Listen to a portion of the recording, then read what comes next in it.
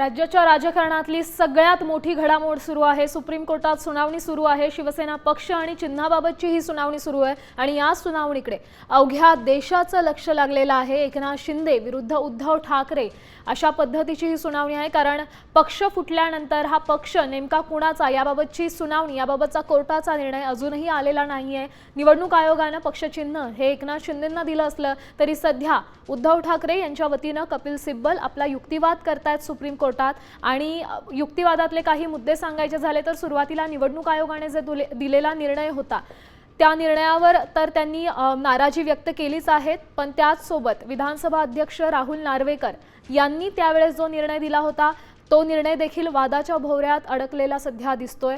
अनेक काही मुद्दे आहे, मुख्य नेतेपद कळवण्याबाबतचा मुद्दा असो किंवा मग पक्षाची घटना असो, या संदर्भात आपल्याला प्रत्येक अपडेट देण्याकरता आपले प्रतिनिधी भरत मोहोळकर सध्या तिथे आहेत। भरत, सध्याचे आत्तापर्यंत म्हणजे आजचा सुनावणीचा गाभा काय आहे? कारण यापूर्वी आपण पाहिलं कुठेतरी निवडणूक आयोगावर त्यांच्या निकालाबद्दलची सगळी टांगती तलवार होती, त्या निकालाबद्दल कपिल सिब्बल यांनी युक्तिवाद केला आणि आता मात्र विधानसभा अध्यक्षांवर हा सगळा रोख आहे।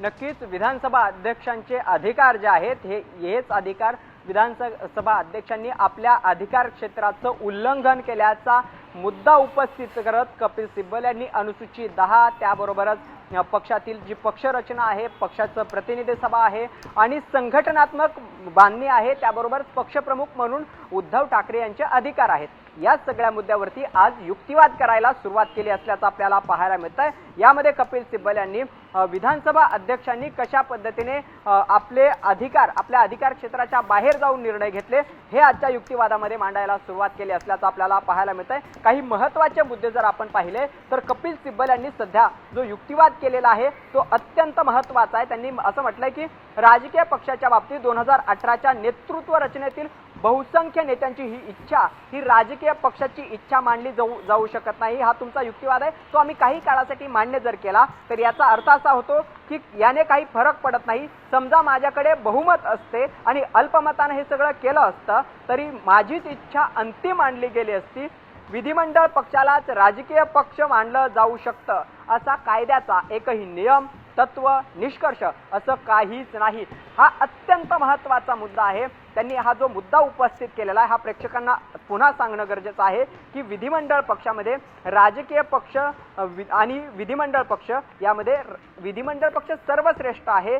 या सगळ्या संदर्भात कुठलाही तत्व, निष्कर्ष, काही नियम घटनेमध्ये नाही असाच मुद्दा कपिल सिब्बल यांनी उपस्थित केलेला आहे। अनुसूची 10 ही जी अनुसूची आहे या अनुसूचीच्या माध्यमातून विधानसभा अध्यक्षांनी कसं आपल्या अधिकाराचं उल्लंघन केलेलं आहे हा मुद्दा कपिल सिब्बल आपल्या युक्तिवादाच्या माध्यमातून मांडत असल्याचं आपल्याला पाहायला मिळतंय। कपिल सिब्बल यांनी 2018च्या घटनेनुसार जे काही निर्णय, ती घटना डावलून कशा पद्धतीने निवडणूक आयोगाने निर्णय घेतले होते त्या निर्णयाला कपिल सिब्बल आव्हान देत आहेत। निवडणूक आयोगाच्या निर्णयाचा आधार घेत विधानसभा अध्यक्षांनी कसा निर्णय घेतला होता त्याला सुद्धा कपिल सिब्बल आपल्या या सगळ्या युक्तिवादाच्या माध्यमातून आव्हान देत असल्याचं आपल्याला पाहायला मिळतंय। आणखी एक महत्त्वाचा मुद्दा कपिल सिब्बल यांनी असं म्हटलंय की ते निष्कर्ष असा काढतात की घटनेचा आधार घेऊन वाचलेली 2018ची नेतृत्व रचना, कोणता गट खरा राजकीय पक्ष आहे या प्रश्नाचं कोणतंही विश्वसनीय उत्तर देत नाही आणि म्हणूनच